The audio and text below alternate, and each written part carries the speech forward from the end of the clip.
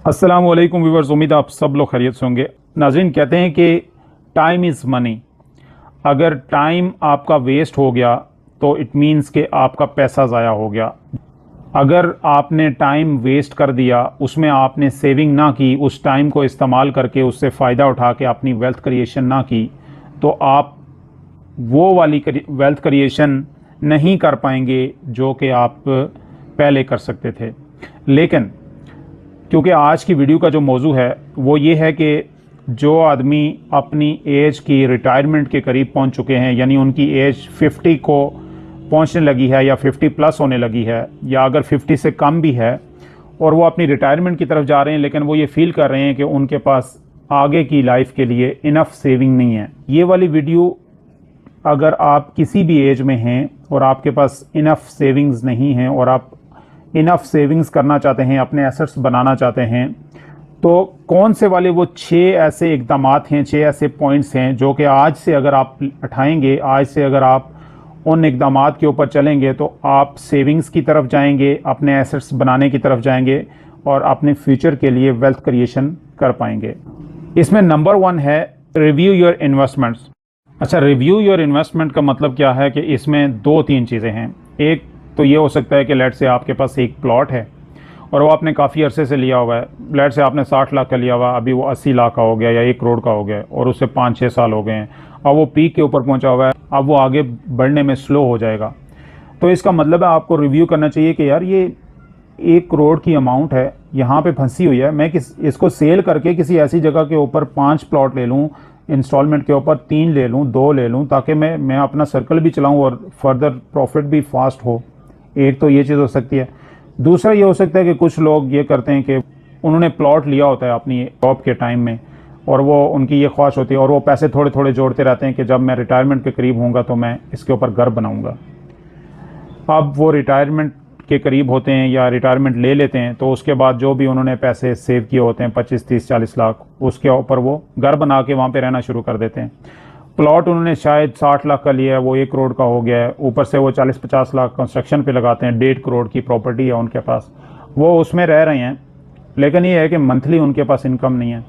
अब उनको ये सोचना चाहिए कि वो 1.5 करोड़ की जो प्रॉपर्टी है उसको वो सेल करें। उसमें से बेशक अगर वो बहुत ही ज़्यादा डरते हैं तो आप 10 लाख रुपये साइड के ऊपर कर दें कि आप अगले 2 साल का या 1 साल का ये किराया है आपका, जहाँ जिस किराए पे जहाँ पे रहते हैं, उसमें से 1 करोड़ 40 लाख है, 1 करोड़ 30 लाख है, उसको आप खुले दिल से इन्वेस्ट करें किसी अच्छी जगह में और अगले 1 साल 2 साल में उसको फिर रीसेल करें, उसमें से 50-60 लाख रुपए कमाएं। आपकी इन्वेस्टमेंट का सर्कल बढ़ता जाएगा, आपके पास रिसोर्सेज क्रिएट होते जाएंगे और इसी तरह फिर आप एक टाइम ऐसा आएगा कि उन्हीं पैसों में से आप आधे पैसे लेंगे और घर बना लेंगे अपने लिए और आपके पास एक्स्ट्रा पैसे भी हो जाएंगे इन्वेस्टमेंट के लिए और फिर आपका काम चलता रहेगा। और एक और सिनेरियो ये है, आपके पास ना कोई प्लॉट है, ना अपार्टमेंट है, ना घर है, आपके पास सिर्फ सैलरी थी, वो आप रिटायर होने वाले हैं, शायद आपको थोड़ी बहुत पेंशन मिले और उसके ऊपर आपका काम चलेगा। तो हंगामी बेसिस के ऊपर मेरा जो इसमें अगला पॉइंट आ रहा है कि मंथली ऑडिट। आप अपना मंथली ऑडिट स्टार्ट करें। आपके पास लेट से फैमिली में कोई गोल्ड है या कुछ ऐसा है, उसको सेल करके आप एक ऐसी इन्वेस्टमेंट करें कि जो इजी इन्वेस्टमेंट हो। लेट से जिस तरह से आजकल सोसाइटीज़ में छोटे साइज़ के प्लॉट्स आए हुए हैं, लेट से 5 मरले का, 3.5 मरले का या इस तरह, वहाँ पे आप इन्वेस्टमेंट कर दें और अपने ख़र्चे कम करके मंथली वहाँ पे आप इंस्टॉलमेंट देते जाएं, तो आप जो है वो कुछ ना होने से ये एटलीस्ट आपके पास होगा कि 2 साल बाद, 3 साल बाद, 4 साल या 5 साल बाद आपके पास एक प्लॉट बना होगा जिसकी अच्छी वैल्यू होगी और उस वक्त फिर आपको उस टाइम के हिसाब से जो बेस्ट ऑप्शंस हैं कि आपको उसको रीसेल करना है, वहाँ पे घर बनाना है या उसको रीसेल करके कहीं पे और इन्वेस्ट करना है, तो उस वक्त आपके लिए ये फ़ायदा हो सकता है। अच्छा जी, नंबर 2 है मंथली ऑडिट।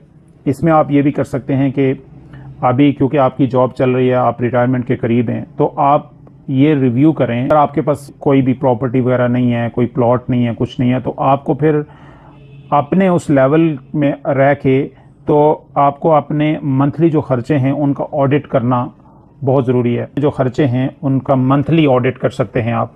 मंथली ऑडिट करने का फ़ायदा ये होता है कि आपके पास लेट से आपकी 50,000 सैलरी है, तो 50,000 जब आपके पास सैलरी आती है तो आपको ये पता होना चाहिए कि आपका किचन में कितना खर्चा होता है।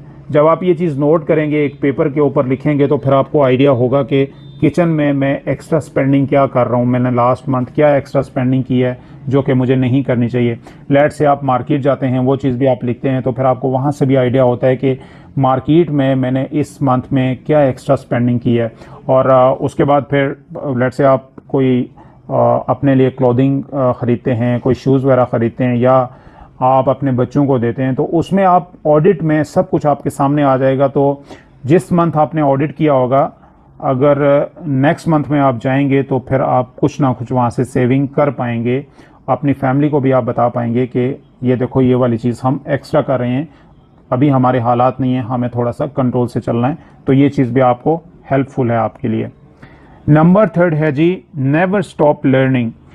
ये वाला पॉइंट देखने से बहुत सिंपल लगता है, लेकिन इस पॉइंट के अंदर बहुत पोटेंशियल है। मैं आपको एक छोटी सी एग्जांपल देता हूँ कि अगर आप लर्निंग करना स्टॉप नहीं करेंगे, इससे मुराद क्या है कि जो आपने मंथली ऑडिट किया है, लेट से आपने इस महीने में आपने 50,000 में से आपने ऑडिट किया, तो आपको पता चला कि आपका 15,000 एक्स्ट्रा लग रहा है और आप 15,000 बचा सकते हैं। और उधर से आप सोशल मीडिया के साथ भी लिंक्ड हैं, उसके ऊपर आप नए बिजनेस आइडियाज़, नई इन्वेस्टमेंट की अपॉर्चुनिटीज़ वो भी आप देखते हैं, उसके साथ इन टच हैं, आपने वो चीज़ स्टॉप नहीं की हुई, तो आपको फ़ौरन माइंड में क्लिक होगा कि फ़लाँ जगह इन्वेस्टमेंट की अपॉर्चुनिटी है और मैं वहाँ पे लेट से एक फ़ाइल बुक कर सकता हूँ, और ये जो 15,000 मैं बचा सकता हूँ मंथली, इसकी मैं वहाँ पे इंस्टॉलमेंट दे सकता हूँ।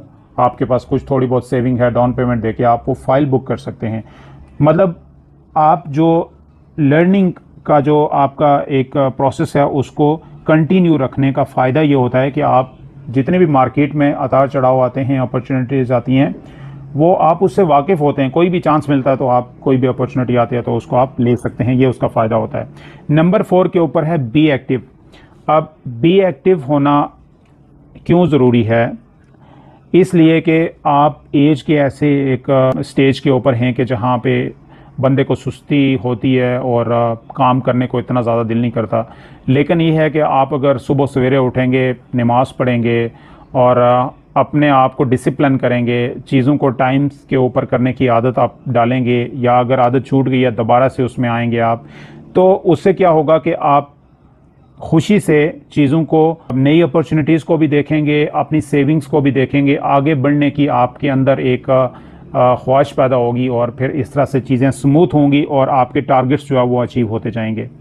नंबर 5 के ऊपर है be concern about your health. आप अगर महीने में एक दफ़ा भी हॉस्पिटल में जाएंगे तो आपका अच्छा भला खर्चा हो जाएगा। तो आप कोशिश ये करें कि हमेशा घर के खाने खाएं, हेल्दी फूड खाएं, और अपनी सेहत को आप इस तरह से रखेंगे आपको हॉस्पिटल जाने की ज़रूरत ना पड़े। एक चीज़ दूसरी होती है कि किसी को मतलब कोई ऐसी हेल्थ कंडीशंस होती हैं अल्लाह ताला की तरफ से, उसके ऊपर किसी का कंट्रोल नहीं है, लेकिन जो आपके बस में है वो आप ज़रूर करें। नंबर 6 है जी, डू नॉट गिव अप। ये जितने भी पॉइंट्स मैंने आपको बताए हैं, अगर आप गिव अप कर देंगे किसी भी एक स्टेज के ऊपर तो आप कुछ भी नहीं कर पाएंगे। लेट से आप अपनी कोई भी जो आपका प्लॉट है, फ्लैट है या घर है, उसको रिव्यू नहीं करेंगे, उसकी इन्वेस्टमेंट को रिव्यू नहीं करेंगे, तो आप पे डरेंगे, गिव अप कर जाएंगे, आगे कदम नहीं बढ़ाएंगे, आप कामयाब नहीं हो सकते। आप मंथली ऑडिट नहीं करेंगे, आप कामयाब नहीं हो पाएंगे। आप लर्निंग के प्रोसेस से नहीं गुजरेंगे, उसको स्टार्ट नहीं रखेंगे, आप कामयाब नहीं होंगे। आप एक्टिव नहीं रहेंगे, आप अपनी हेल्थ का ख्याल नहीं रखेंगे, तो आप कामयाब नहीं हो सकेंगे, आप प्रॉब्लम्स के अंदर डल जाएंगे। मतलब हर एक पॉइंट इसके अंदर एक दूसरे से लिंक्ड है। आपको गिव अप किसी भी स्टेज के ऊपर नहीं करना, जिंदा दिल होकर रहना है। नाज़रीन, इसी तरह के इन्फॉर्मेटिव एंड इंटरेस्टिंग वीडियोस के लिए हमारे चैनल को सब्सक्राइब कर लीजिएगा, बेल आइकन पे क्लिक कर लीजिएगा, और अगर वीडियो अच्छी लगे तो लाइक एंड शेयर जरूर कीजिएगा। नेक्स्ट वीडियो तक अपना बहुत सारा ख्याल रखिएगा। Thank you very much.